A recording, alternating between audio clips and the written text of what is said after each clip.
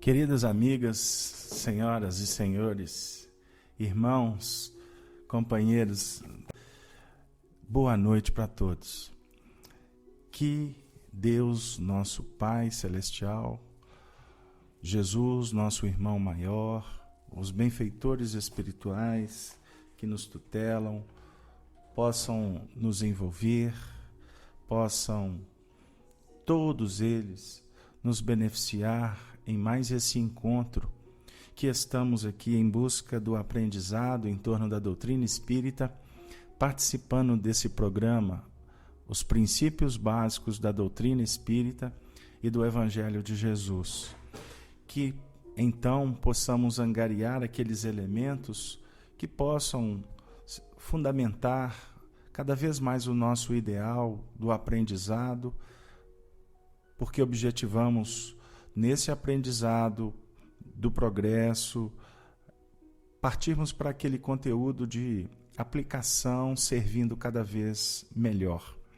Portanto, que bom estar aqui novamente com vocês. Queridos amigos, nós trabalhamos durante alguns meses alguns aspectos da Revista Espírita, trabalhamos a questão da tarefa, da oportunidade da convivência com os espíritos, estudamos aquele projeto de Moza, né, com participação dos familiares, entes queridos. Depois nós trabalhamos o tema Allan Kardec, o educador, depois Allan Kardec, o codificador, e então nós solicitamos à coordenação que pudéssemos, durante algumas semanas, voltarmos um pouco ao estudo do Evangelho, porque o objetivo desse espaço é esse mesmo, trabalhar a chave, o entendimento do manuseio da chave, que é a doutrina espírita, para que a gente possa cada vez mais conseguir penetrar no Evangelho em espírito e verdade, porque esta é a visão da espiritualidade, que está bem delineada para nós em Allan Kardec, no livro Evangelho segundo o Espiritismo, bem como também no livro A Gênese. Ou seja, é um grande convite para conseguirmos penetrar no simbolismo que nos fora legado na essência lá atrás, nos próprios fundamentos da lei mosaica. Então, meus irmãos, nós hoje vamos trabalhar com esse tema que a princípio é desafiador, mas nós esperamos juntos conseguir dar alguns passos no entendimento. Lembrando que o nosso propósito não é fazer estudo teológico ou de exegese ou de cultura religiosa, mas acima de tudo buscar nas próprias histórias o fundamento que visa o estudo em nível íntimo, porque é esse o objetivo. Então nós buscamos no texto que para muitos é enigmático, que é o sermão profético, que, diga-se de passagem, tem uma consonância, uma ligação muito importante com o próprio livro Apocalipse de João, que é cheio de metáforas, de figuras que foram delineadas pelos nossos apóstolos a partir das narrativas de Jesus e que gradativamente a gente vai caminhando para entender. Então hoje o nosso tema é destruição do templo. Antes de iniciar, gostaríamos de, para aqueles que gostam de anotar, que a nossa base de estudo hoje está no livro Sabedorias do Evangelho de Carlos Torres Pastorino, onde buscamos também reflexões no livro Parábolas e Ensinos de Jesus de Caibar Schutel.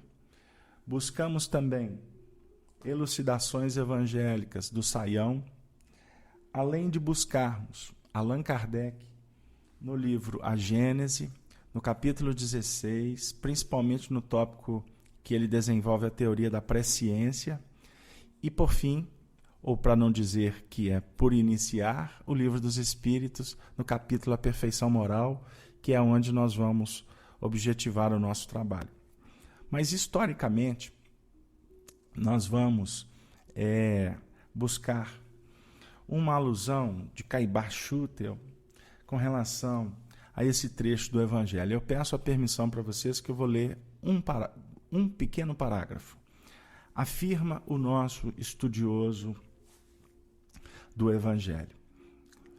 Esse trecho do Evangelho, provavelmente da última fase da vida de Jesus, é digno do nosso estudo e atenção. Já o mestre havia lançado o seu líbelo contra os escribas e fariseus, os cegos, guias de cegos, que erigiam os sepulcros dos profetas, a quem seus pais haviam trucidado, aos traficantes das graças de Deus, aos vendilhões do templo. Ele já havia lamentado Jerusalém, que matava os profetas e enviados que transpunham suas portas quando, ao chamarem os discípulos sua atenção para as grandezas do templo, aproveitou-se da oportunidade para proferir perante eles o sermão profético, como o chamam os evangelhos. Vamos aos 2 versículos, de Mateus e de Marcos. 1 Mateus, capítulo 24, versículo 1 ao 2. Tendo Jesus saído do templo, retirava-se, e chegaram-se os discípulos dele, mostrando-lhe as edificações do templo. Ele, porém, respondendo, disse-lhes: Não vedes tudo isso? Em verdade vos digo, não será deixada aqui pedra sobre pedra que não seja derrubada. Agora vamos ler Marcos. E saindo ele do templo, disse-lhe um dos seus discípulos: Mestre, olha que pedras e que edificações. E Jesus disse-lhe: Vês estas grandes edificações? Não será deixada aqui pedra sobre pedra que não seja derrubada. Um pequeno comentário de Pastorino. Nesse trecho, há discordância entre narradores. Enquanto Mateus nos mostra Jesus fora do templo, a retirar-se, Marcos coloca o episódio no momento mesmo da saída. E Lucas não nos diz o local, apenas pelo aceno aos donativos, faz supor que estivessem ainda no templo, embora nada impeça que a referência a eles tenha sido feita fora do ambiente. Pela sequência, vemos que Jesus saiu pela porta de leste, descendo pelo declive de Cédron, para logo após subir a rampa do Monte das Oliveiras. Desse local, a vista era maravilhosa, podendo contemplar-se toda a magnificência do templo. Flávio Joséfo descreve: tudo o que havia no exterior do templo alegrava os olhos, enchia de admiração e fascinava o espírito. Era todo coberto de lâminas de ouro, tão espessas que, desde o alvorecer, se ficava tão ofuscado quanto pelos próprios raios solares. Dos lados em que não havia ouro, tão brancas eram as pedras que essa massa soberba parecia de longe aos estrangeiros que o não conheciam uma montanha coberta de neve. Toda essa riqueza, continua a narrativa que para nós historicamente é importante. Toda essa riqueza fora aí colocada por Herodes, o Idumeu, que ampliara o templo de Zorobabel, o pórtico de Salomão, uma cobertura sobre colunas, corria a leste. O pórtico real dominava o tiropeu. Os recintos internos e o tesouro assombravam os visitantes e constituíam o orgulho dos israelitas. Ora, fala para nós, Pastorino, os discípulos de Jesus participavam desse ufanismo. E por isso um deles lembra-se de chamar a atenção do mestre para a maravilhosa construção. A resposta de Jesus constituiu uma ducha de água gelada sobre o calor do entusiasmo deles. Não ficará aqui pedra sobre pedra.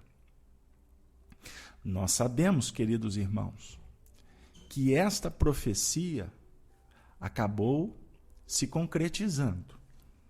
À risca, em 9 de agosto do ano de 70, quando da invasão do general Tito Lívio Vespasiano, filho do grande Vespasiano, que invadiu Jerusalém para abafar a insurreição dos israelitas. E o que aconteceu? Ele fez tudo para salvar o templo da destruição. Mas depois que uma tocha lançada por um soldado iniciou o incêndio, que se propagou como um relâmpago, Tito ordenou que não só a cidade, mas o próprio templo fossem totalmente arrasados. Nós convidamos os nossos companheiros, amigos, para buscar na obra Há 2000 anos de Emmanuel, através de Chico Xavier, detalhes desse movimento histórico. Mas voltando ao nosso ponto inicial. Independente da questão da história, da mediunidade inigualável de Jesus, ou seja, os seus dons anímicos de altas expressões, aonde em nível de presciência ele viajou no tempo, não é? Que se dá num instante do pensamento e vislumbrou o que iria acontecer.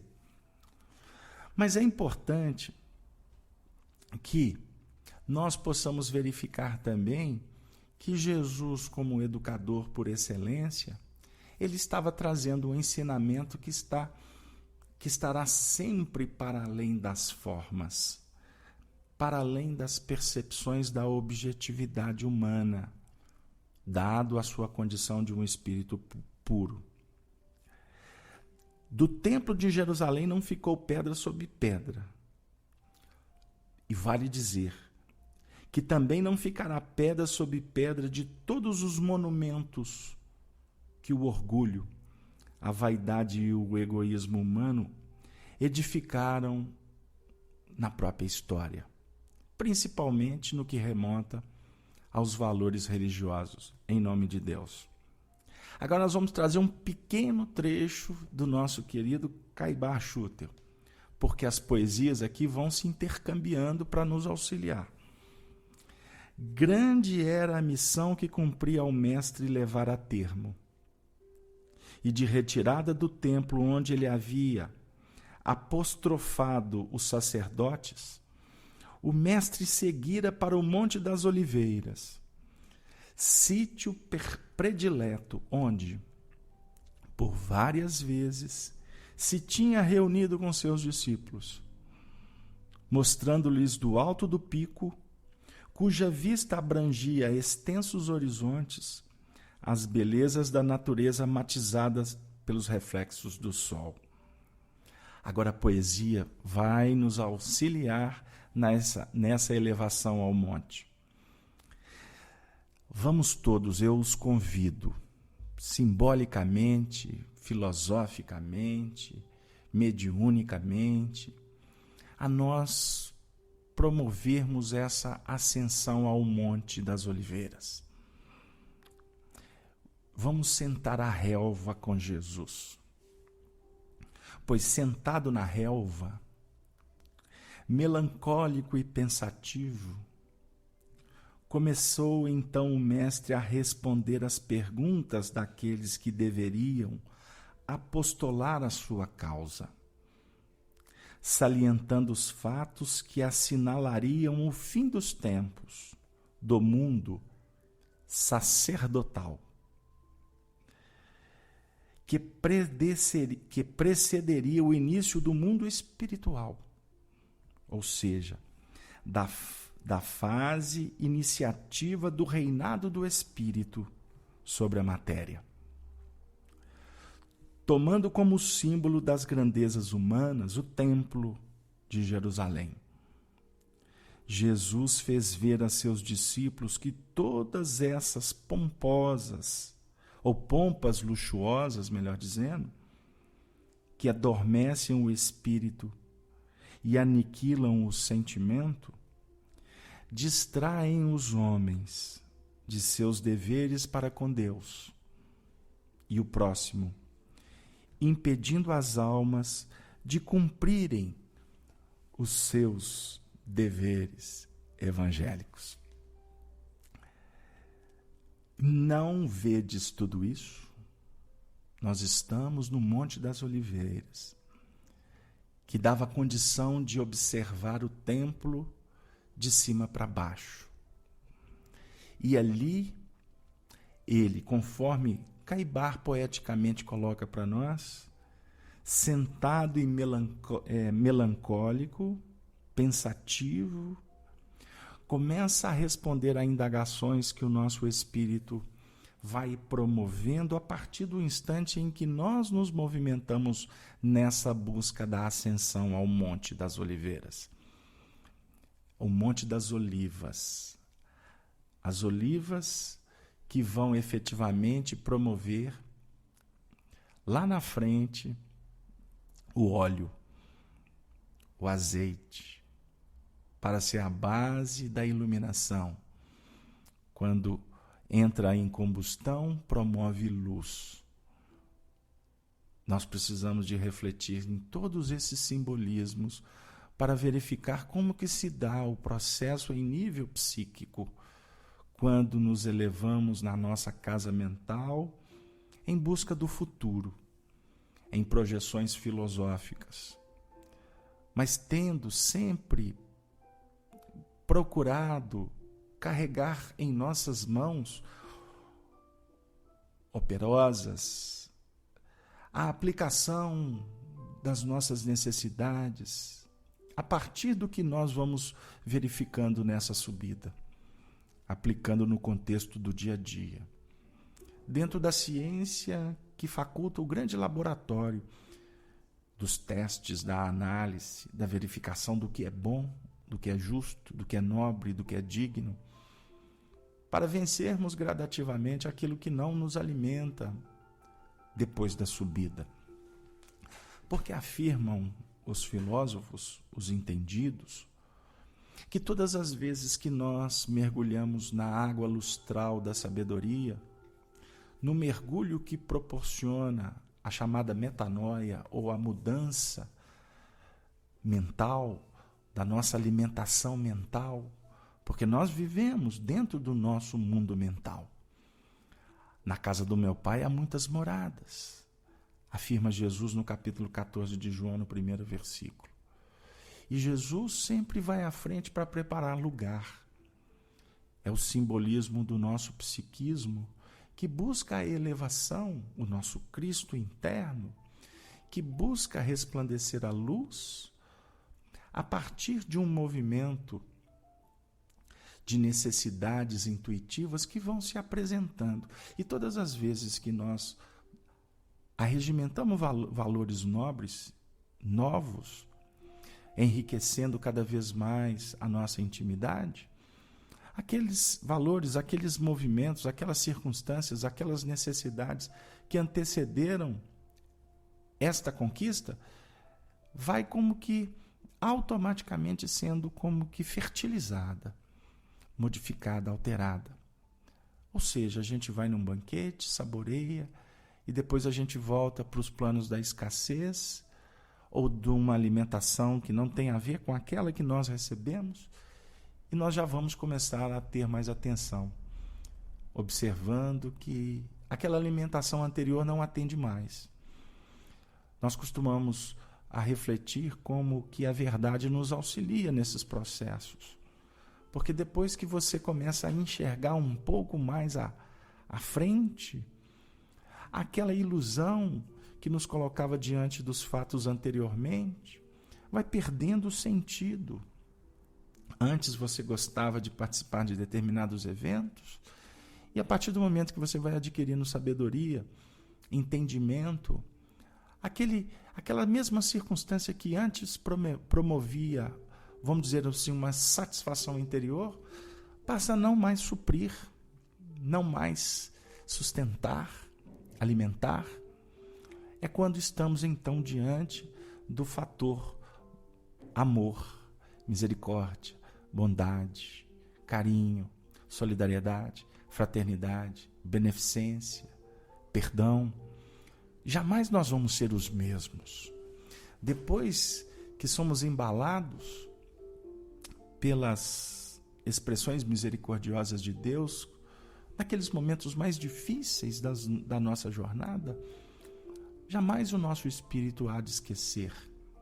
E por isso há de resplandecer aquele mesmo contributo que foi semeado na nossa intimidade quando estivermos diante de alguém, de um coração que amamos e que estará suplicante de benefícios, para não dizer nós mesmos, quando diante da súplica das nossas necessidades. Há um movimento que a gente não consegue entender muito claramente, mas é um eterno ir e vir, é um constante abraçar o novo para dar uma nova vida ao velho.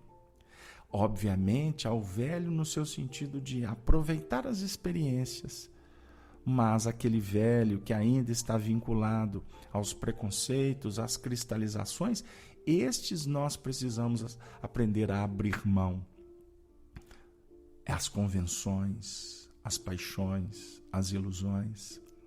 A destruição do templo suscita na nossa intimidade pontos extremamente importantes nesse nosso momento, nesse nosso instante de evolução planetária, em pleno século XXI. E aí a gente vai observando que aquela euforia do discípulo que estava engaiolado nas próprias exterioridades do templo e por isso se apresenta para o mestre tentando no sentido de procurar nele uma resposta diante do que é o objetivo, do que é a realidade humana. O mestre, por excelência, assenta, envolve e traz uma reflexão de profunda importância. E aqui chega para nós uma imagem. Estamos sentados com Jesus no Monte das Oliveiras, olhando para o templo agora de cima para baixo. Ou seja, nós recebemos uma informação por misericórdia. Nós somos envolvidos pela bondade do Senhor, e por isso é que Ele nos eleva ao monte. Ele nos convida: vinde a mim todos vós. E depois que nós entramos nessa relação vibracional, energética, com essas dimensões que estão ainda muito distantes da nossa realidade objetiva, da nossa posição espiritual, a própria vida então vai nos dizendo assim: olha para baixo. E o olhar para baixo, que vai definir as questões ilusórias, materiais, mundanas, se podemos assim dizer, vai nos indicando que precisamos de fazer uma reanálise, precisamos de fazer uma ressignificação dos nossos valores. Esse é o ponto que nós gostaríamos de chegar. Por quê? O templo adornado de ouro, ele nos remete a muitas questões que ainda nos aprisionam, lá nos andares inferiores da nossa casa mental. O nosso passado, as nossas lutas, as nossas quedas, a nossa prepotência. Por isso as paredes adornadas de mármore, alvas no seu sentido de fora, como túmulos caiados da exterioridade, que muitas vezes na lida atual nós buscamos freneticamente, a novidade, a posse, o gozo, tudo isso que nos promove consumismo, disputas, tem tudo a ver com esse monte de pedras que foram sendo amontoadas, construídas dentro de um contexto que até então julgávamos ser importantes.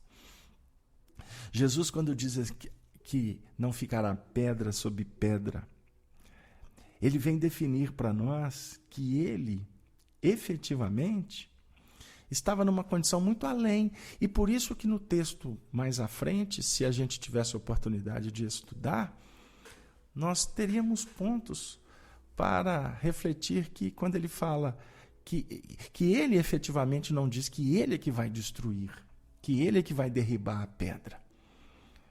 Porque o amor não destrói, o amor é ativo. A lei de destruição é uma lei passiva. Isso é uma reflexão que a gente faz analisando as duas próprias leis que estão insertas no Livro dos Espíritos, a lei do progresso e a lei de destruição. Destruição é renovação, é transformação.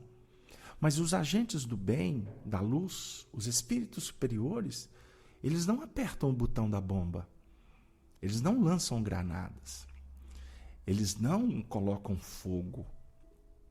Mas quando nós, pela incúria, pela paixão, pelas dificuldades, criamos uma circunstância adversa que impede uma comunhão com eles, ou seja, comunhão no sentido de comungar pensamentos, ideais, vibrações, pensamentos, mas sentimentos, aliás, quando nós nos desconectamos dos nossos guias espirituais, conforme nós estamos estudando na terça-feira no programa Amor e Sabedoria de Emmanuel, na tarefa dos guias espirituais, quando nós nos desconectamos deles, automaticamente eles não encontram ressonância no nosso coração.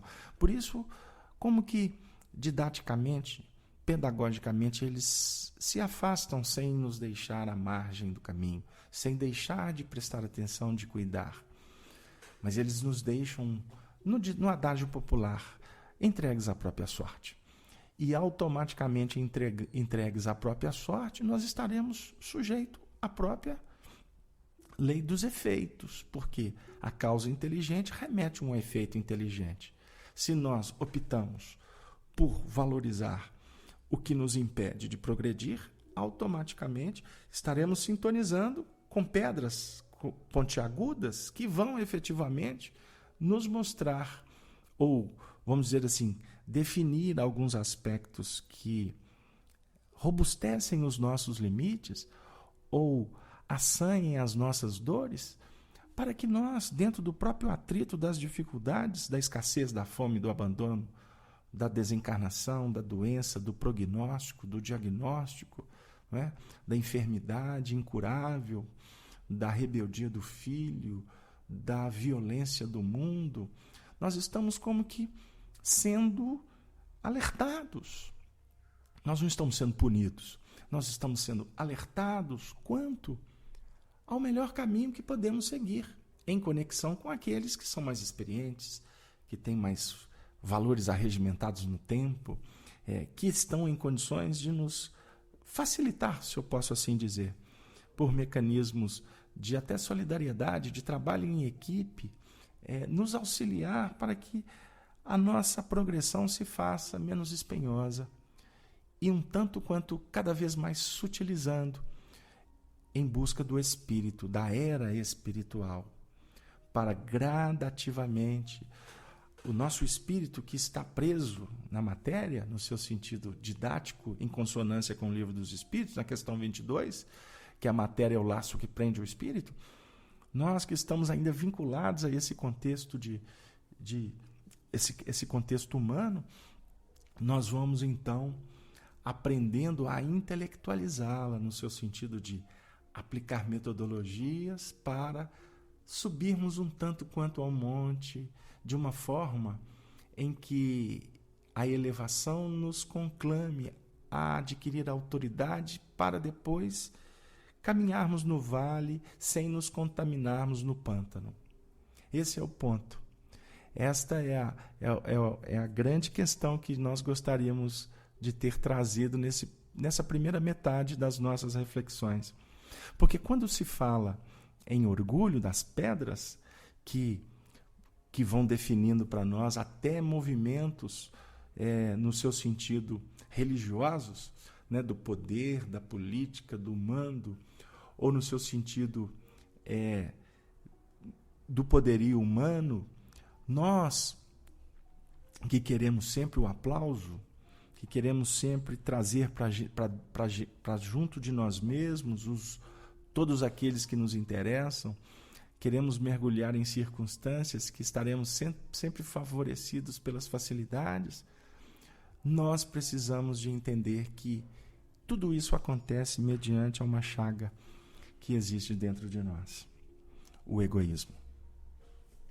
E nós então, queridos amigos, gostaríamos de pedir a permissão de vocês de trazer nessas reflexões aspectos do Livro dos Espíritos, no capítulo A Perfeição Moral. E nós vamos ler alguns trechos da questão 913, 915, 16 e 17. Alguns trechos, porque as respostas dadas a Allan Kardec são longas e o nosso tempo não nos permite alongar demasiadamente, não é mesmo? Na questão 917. Dentre os vícios, qual o que se pode considerar radical? Resposta: já o dissemos inúmeras vezes. O egoísmo. Dele deriva todo o mal. Estudai todos os vícios e vereis que no fundo de todos há egoísmo. Na questão 915. Por ser inerente à espécie humana, o egoísmo não constituirá sempre um obstáculo ao reinado do bem absoluto na Terra? Vamos fazer um paralelo do templo íntimo com o templo das pedras. O templo íntimo é o templo que representa o reino dos céus, a felicidade, o amor em plenitude. O templo da terra, nós poderemos aqui respeitosamente dizer que simboliza o caminho para atingirmos o templo íntimo, que nós só vamos conquistar à medida em que entendermos a função do templo da terra, da reencarnação, da filosofia, da ciência, da religião, dos embates, dos desafios, da responsabilidade, da família, do casamento, dos filhos. E quando eu falo família, nós temos que pensar na família consanguínea e também na família espiritual, porque existem pessoas que vivem só e estão em família espiritual, convivendo com outros corações. Nós precisamos de refletir em todo esse contexto. Por ser inerente à espécie humana, pergunta 915, o egoísmo não constituirá sempre um obstáculo ao reinado do bem absoluto na Terra? Resposta: é certo que o egoísmo é o vosso maior mal. Porém, ele se prende à inferioridade dos espíritos encarnados na Terra e não à humanidade em si mesma. Ora, depurando-se por encarnações sucessivas, os espíritos perdem o egoísmo, assim como perdem as outras impurezas. Pergunta 916. Observem que eu estou acelerando, porque o tempo vai nos conceder, se Deus quiser, em outras oportunidades, voltarmos a estes aspectos. Pergunta 916. Longe de diminuir, eles estão falando que o egoísmo vai diminuir na medida em que vai havendo as reencarnações sucessivas. Mas Kardec insiste. Longe de diminuir, o egoísmo cresce com a civilização, que parece excitá-lo e entretê-lo. Como poderá a causa destruir o efeito? Resposta. Quanto maior é o mal, mais hediondo se torna. Era preciso que o egoísmo produzisse muito mal para que se tornasse compreensível a necessidade de extirpá-lo. Vamos tentar, queridos amigos, o convite é, a resposta foi dada para Allan Kardec por volta de 1857, 56, 55. Mas vamos contextualizá-lo com o século XXI, ano 2013, especificamente no mês de maio, hoje é dia 23, no nosso contexto atual. Era preciso que o egoísmo produzisse muito mal para que se tornasse compreensível a necessidade de extirpá-lo. Quando os homens se houverem despojado do egoísmo que os domina, viverão como irmãos, sem se fizerem mal algum, auxiliando-se reciprocamente pelo sentimento mútuo da solidariedade. Então o forte será o amparo e não o opressor do fraco, e não mais serão vistos homens a quem falte o necessário, porque todos praticarão a lei de justiça. Esse é o reinado do bem que os espíritos estão encarregados de preparar. Mas me chegou aqui, meus amigos, a seguinte reflexão, que esse texto era extremamente atual naquele momento em que Jesus conversava com os discípulos, dizendo: não ficará pedra sobre pedra que será derrubada. Nós temos que, nesse momento, estudar Evangelho, a gente precisa de ter um pouquinho de habilidade na memória ou nos estudos preparatórios para a gente não descontextualizar e perder a essência. Jesus, antes de ter falado isto para os discípulos, se nós formos acompanhar a sequência dos textos de Mateus, vamos observar que ele já houvera entrado no templo, purificado o templo em tese, né? Trabalhando inclusive as questões com os próprios vendilhões. Ele já havia conversado com os fariseus no capítulo anterior, já tratara-os como raça de víboras, como túmulos caiados, já falou para eles que, enquanto eles erigiam monumentos para os profetas, para os médios da antiguidade, para aqueles que foram, teoricamente, os líderes da própria religião judaica, enquanto eles erigiam os monumentos, os pais deles mesmos mataram os profetas, a definir um movimento periférico de religiosos, que muitas vezes nos vinculamos muito mais no intelectualismo, no academicismo, no conhecimento, do que efetivamente abraçamos a causa no seu sentido de vivência, de atendimento aos sofredores, na beneficência que vai engrandecendo a nós mesmos, num trabalho extremamente importante. Por isso é que a gente costuma dizer para os nossos irmãos espíritas que trabalham conosco dentro do nosso círculo muito limitado e íntimo, nós costumamos dizer assim: meus amigos, não nos descuremos, não olvidemos a importância de estar diante daquele que está sofrendo, se você não está. E se você estiver, mais necessidade existe de estarmos diante da carência, diante do sofrimento moral, do sofrimento material, das injustiças sociais. É ali, meus amigos, que a gente tem a oportunidade, muitas vezes, de rever os nossos conceitos e aplicarmos para vencer as nossas cristalizações, para vencermos efetivamente estas pedras que estão sendo facultadas dentro de nós pelo nosso orgulho, pelo nosso egoísmo. E naqueles tempos, vamos pensar que se Jesus, tendo conversado com os religiosos, ele estava falando para que os religiosos pudessem contar para o povo, porque os religiosos, em tese, são os representantes das revelações para o povo.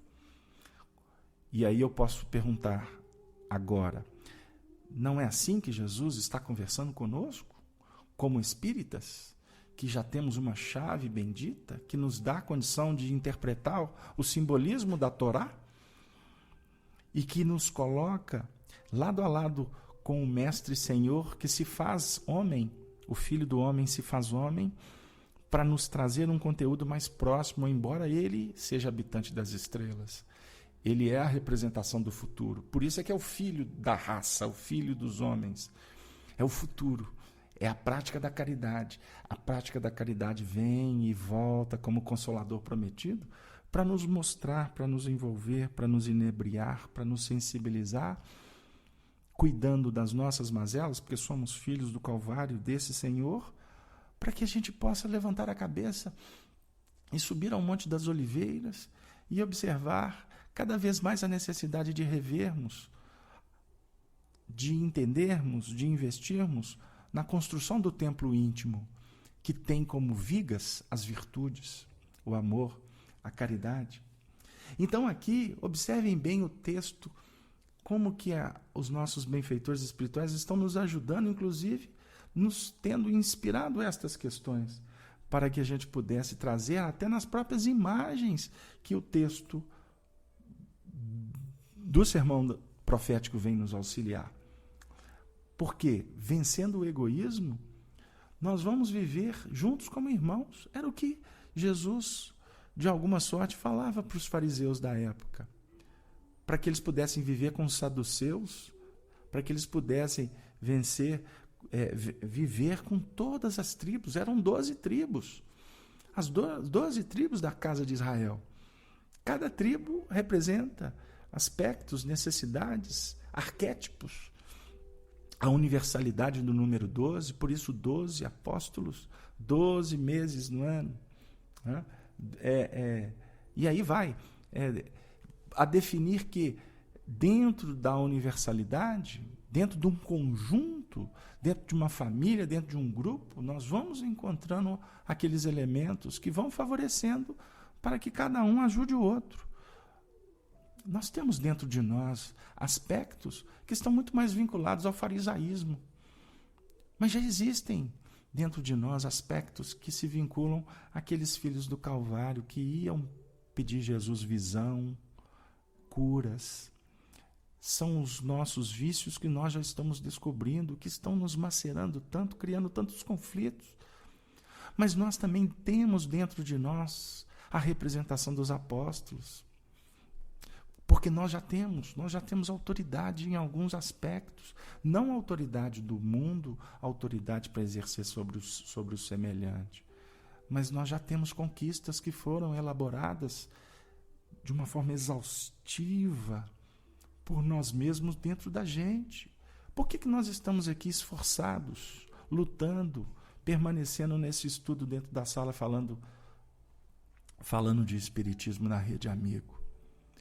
Porque existem valores aqui que estão resplandecendo e estão nos dando segurança, confiança, esperança. E por isso a gente está dando conta aqui de ficar 1 hora e meia, ou de depois ainda termos a persistência de buscar o texto para verificar o que foi dito aqui, para organizar melhor as ideias, para nos preparar para o encontro com os espíritos durante o nosso sono físico.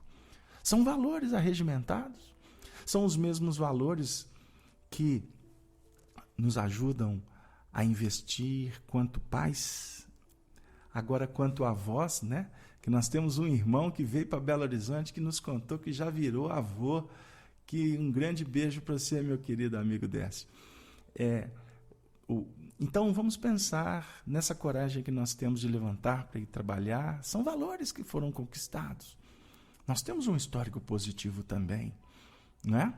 Então, mas eles precisam de nos ajudar para que a gente possa efetivamente conseguir passar, ou vamos dizer assim, vencer o que nos aprisiona, o intelectualismo, a persona transitória, que impede a intuição, que impede a nossa vinculação a uma fé raciocinada mais elaborada. Qual o meio de destruir o egoísmo? Nós estamos no monte com Jesus, olhando para Jerusalém, vislumbrando o templo, observando que ali no porão, ali no nosso passado, ali na nossa história, quanto à própria história da humanidade, nós precisamos de encontrar uma solução para modificar esses painéis. Qual o meio de destruir o egoísmo? Respondem os espíritos Allan Kardec: de todas as imperfeições humanas, a mais difícil de extirpar é o egoísmo, porque resulta da influência da matéria. Olha o templo, olha o ouro, olha o mármore, olha a fachada, olha a posição, olha a bajulação, olha a fama, olha todas essas questões que estão ainda nos prendendo. Porque não é fácil lidar com o que está vindo de baixo. E eu vou dizer, o que está vindo de baixo não é porque nós somos superiores, não. Está vindo de baixo do porão da nossa intimidade, porque nós estamos o tempo todo lidando com o que vem de baixo e buscando inspiração com o que vem de cima. Embora a gente saiba que isso é didático, porque no universo não tem nada no alto e nada embaixo. Isso é só para a gente entender a figuração do passado e do futuro. A influência da matéria. A influência de que o homem ainda coloca muito próximo de sua origem e não pode se libertar, já que tudo concorre para mantê-la, manter a nossa posição, manter essa nossa história.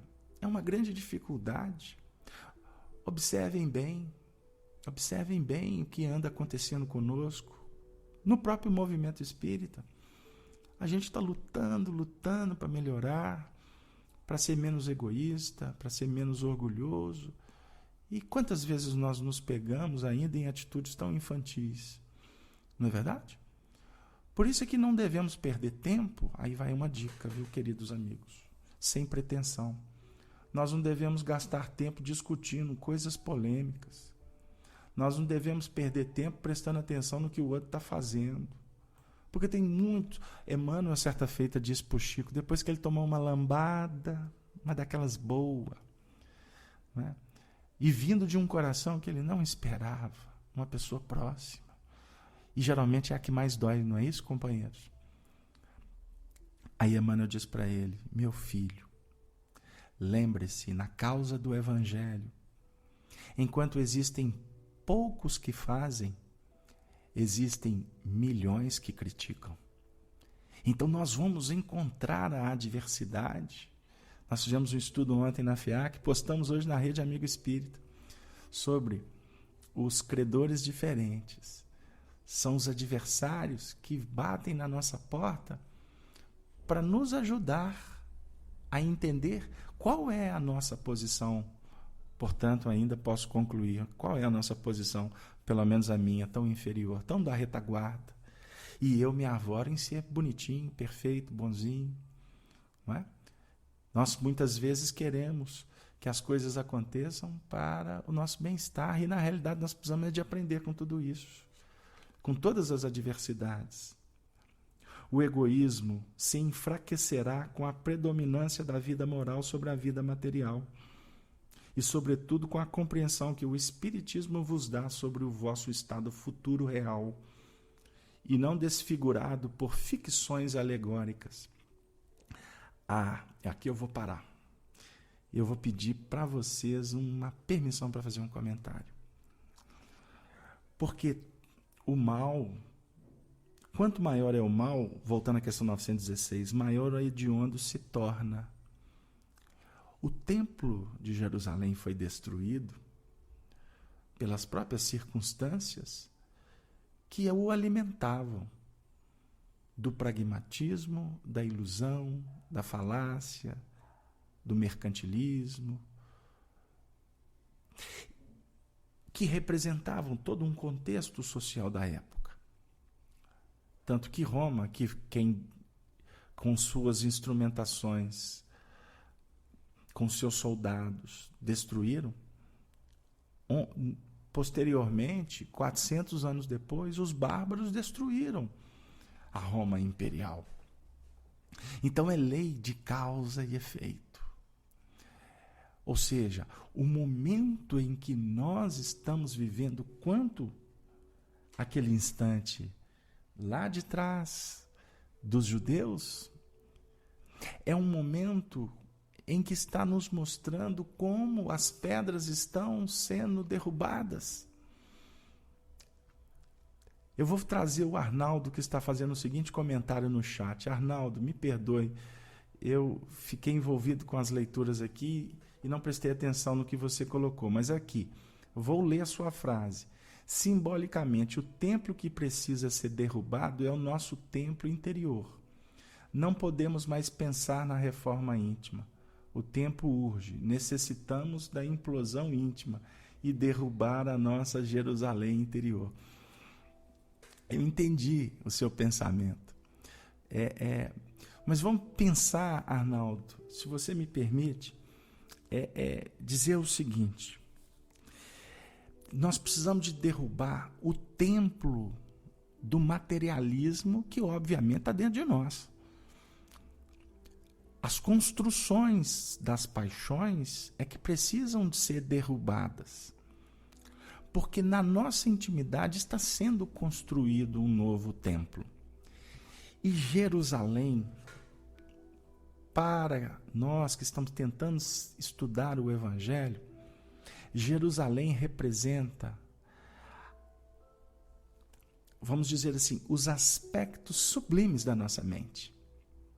Não foi à toa que Jerusalém se tornou a cidade santa. Não foi à toa que a Canaã prometida tinha profundas ressonâncias com Jerusalém. A questão é que na nossa intimidade nós conspurcamos o que é bom, o que é nobre, o que é divino.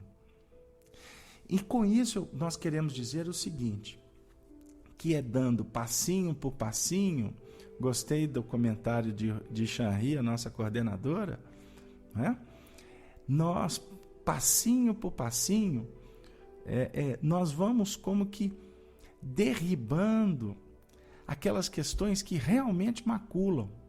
Então, por exemplo, vamos ser práticos, nós estamos no movimento espírita. A doutrina espírita é santa. A doutrina espírita, no dizer de Leon Denis, é inatacável. Os seus postulados são claros, límpidos e estão em profundas ressonâncias com o Evangelho. Porque a doutrina espírita é uma chave. Vou repetir. Pensamento de Kardec no livro Gênese, no livro Obras Póstumas, na Revista Espírita de 1868. A doutrina espírita é uma chave. E o texto aqui veio dizer o seguinte, que nós precisamos... Observe bem, o Espiritismo vos dá sobre o vosso estado futuro real e não desfigurado por ficções alegóricas. Ou seja, o Espiritismo nos mostra o futuro real. Agora, mostrar o futuro real, o Espiritismo nos concede uma chave que nós precisamos de entender o simbolismo das questões que estão dentro de nós mesmos. Então, quando nós estudamos, por exemplo, o livro Gênese de Moisés, que para muitos é uma aberração, vocês estão perdendo tempo estudando o livro de Moisés? Ou quando nós paramos para estudar o livro Apocalipse de João, na realidade nós estamos estudando o simbolismo da nossa intimidade. Nós estamos estudando a nossa casa mental. Porque os dragões, os templos, os personagens, o incenso, o fumo, a besta, tudo representa sentimentos, estruturas, reflexos, cristalizações. Nós precisamos, nesse momento, começar a organizar essa chave que a doutrina espírita vai nos apresentando para entrarmos dentro desse nosso templo, Arnaldo. Porque o potencial do templo está na nossa intimidade. O potencial do templo não está no movimento espírita. Então, por que nós muitas vezes sofremos no movimento espírita? Nós temos dificuldade do movimento espírita. É porque nós tivemos dificuldade também no movimento judaico, quando estivemos lá. Como também tivemos problemas quando estivemos no movimento católico. Como tivemos problemas quando estivemos no protestantismo ou em qualquer outra seita. Como temos problemas na nossa repartição. Como temos problema no nosso trabalho, na nossa empresa. Como temos problema no nosso lar. Porque, na realidade, nós estamos tendo problema porque não deciframos o enigma, o simbolismo que emerge da nossa própria intimidade.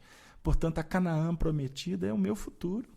A terra prometida para os judeus, que até hoje estão lutando por ela aqui na terra, na realidade é o ideal aplicado, que garante felicidade, aonde nós vamos ter pastagens. A Nova Jerusalém do livro Apocalipse de João é estado de alma.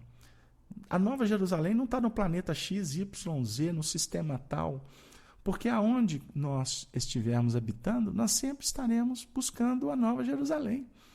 Ou seja, a cidade transcendente, com os valores que emergem de todos os seus aspectos, em pureza, em justiça, em amor, em caridade, em benevolência.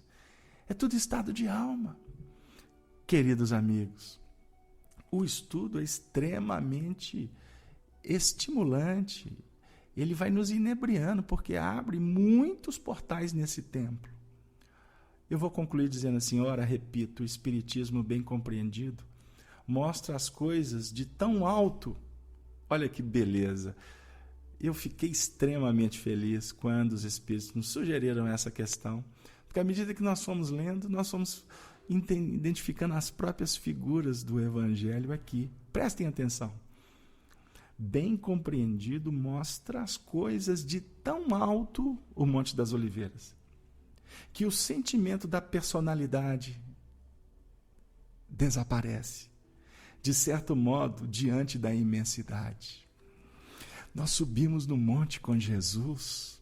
Jesus ainda é personalidade, como queiram, mas na realidade nós estamos sendo abraçados pela essência crística, que dimana do próprio Jesus Cristo, que encontra ressonância na essência espiritual nossa, aonde existem muitos valores potenciais. E nesse momento nós estamos como que vitoriosos no seu sentido idealístico, filosófico, e estamos vendo agora o templo de cima. E aí o que nos compete? Se o templo, as pedras, representam então o tropeço ainda para nós, se o passado ainda representa dificuldades, dores, vamos descer do Monte das Oliveiras. Porque Jesus não foi crucificado no Monte das Oliveiras. Ele se preparou por lá, simbolicamente. Depois ele desce. Ele efetivamente vai ser aprisionado. Depois ele vai viver todos os testemunhos possíveis para ser crucificado no Monte da Caveira. E diz Emmanuel no livro Levanta e Segue que a caveira representa a nossa estrutura mental. Então Cristo está entre a terra e o céu com os braços abertos a definir que nós estamos operando na visão do mundo, em busca do entendimento superior, mas sempre transformando a nossa intimidade no vale escuro das sombras, da ignorância, das dificuldades que representam o nosso passado. Não há, queridos amigos, cristianização, nos ensina Bezerra de Menezes, sem crucificação pessoal. Portanto, o momento que a doutrina espírita no século XXI, quanto movimento espírita, tem trazido para nós vários departamentos para estudarmos e vivermos o Evangelho dentro das casas espíritas, na sociedade e principalmente na nossa intimidade, nós não podemos olvidar o testemunho do Senhor. Porque se fizeram com Ele, se perseguiram, se abandonaram, se escarneceram, com Ele que não tinha nenhuma dívida espiritual, o que hão de fazer com cada um de nós? A definir para nós que é vencendo os obstáculos íntimos é que vamos nos engrandecer em virtudes e efetivamente participarmos de um grande banquete nos céus da consciência que adormece, no seio resplandecente da paz. É a paz, queridos amigos, que nós gostaríamos de desejar para todos vocês.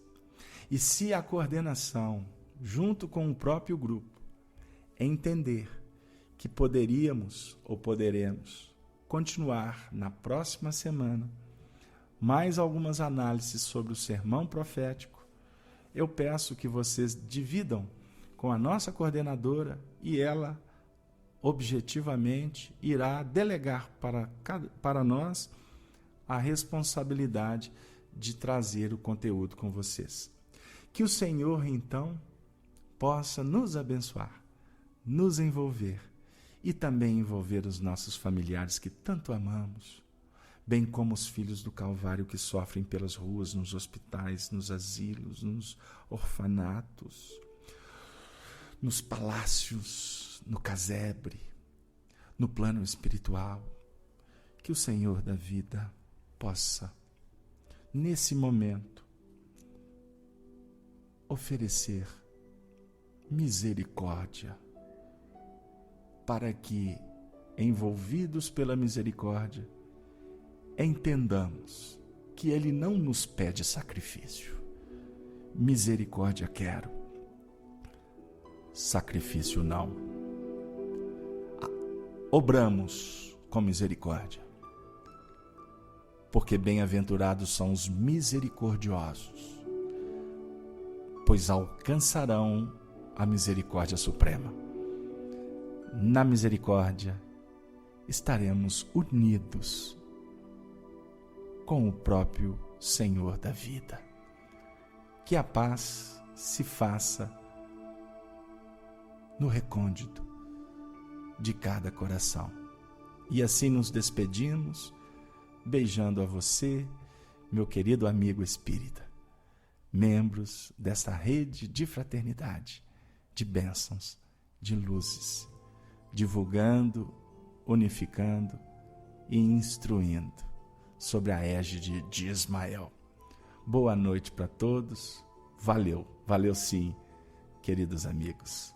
Até a próxima oportunidade. Que assim seja.